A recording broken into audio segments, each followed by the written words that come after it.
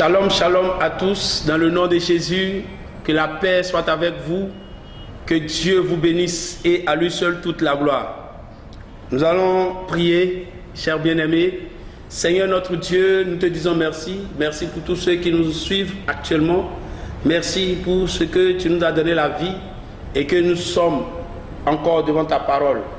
Que tous ceux qui écoutent ce message éternel soient touchés et soient transformés dans le nom de Jésus. Que ta grâce se répande sur eux. Au nom de Jésus, j'ai prié et nous disons Amen.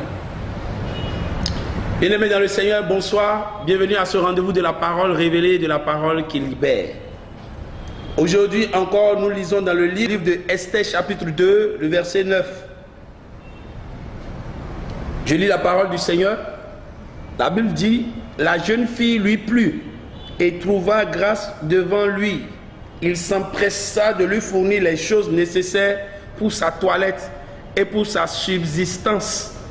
Lui donna 7 jeunes filles choisies dans la maison du roi et la plaça avec ces jeunes filles dans le meilleur appartement de la maison des femmes. Que Dieu bénisse la lecture et l'écoute de sa parole. Nous disons tous Amen. La Bible nous parle d'une femme qui n'est pas des moindres dans l'histoire des femmes d'Israël, une femme importante, une femme qui s'est démarquée par la grâce qui était sur elle, une femme qui a été particulière, une femme qui a marqué sa génération. Cette femme, il s'agissait d'Esther, son nom autrefois qui s'appelait Hadassa. Et cette femme, la Bible nous dit que Hadassa était une petite fille qui était née d'une mère et d'un père juif. Mais il était orphelin de père et de mère. Autrement dit, Esther, qu'on appelait encore Hadassa, n'a pas connu l'amour paternel, n'a pas connu l'amour maternel, parce qu'étant enfant, elle va perdre de sitôt ses parents.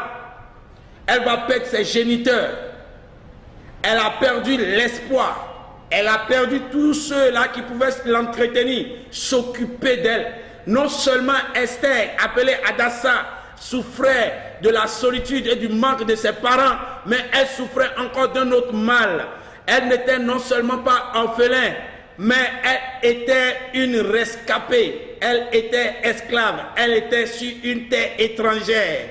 Et elle était recueillie cependant par quelqu'un qu'on appelait Mardochée, qui était un parent proche, son oncle.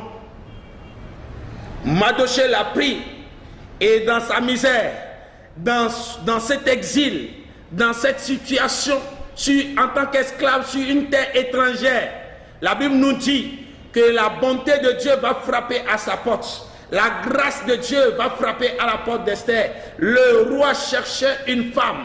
Et une femme, ce n'était pas une femme, n'importe quelle femme. Le roi cherchait une femme de qui il fera la princesse, elle fera la reine du royaume, du grand empire de Babylone.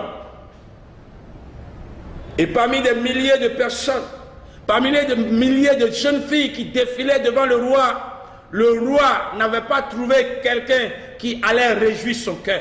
Il n'avait pas trouvé quelqu'un qui allait lui donner la joie qu'il avait perdue avec l'ancienne reine qui s'appelait Vasti.